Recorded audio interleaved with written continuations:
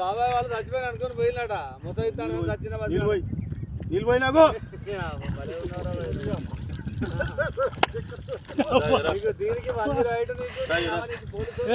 ఎందుకు పన్న వాళ్ళ తాయి పండుకున్నా ఎందుకు అనుకున్న వాళ్ళ ఈ చల్లదనానికి ఎండకు చేయలేక అన్నికి ఓడిపోయి వచ్చాక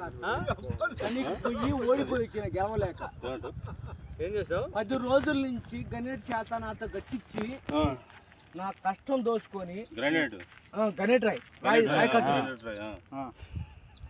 నాకు అంటే డబ్బులు ఇచ్చారు కానీ క్షమ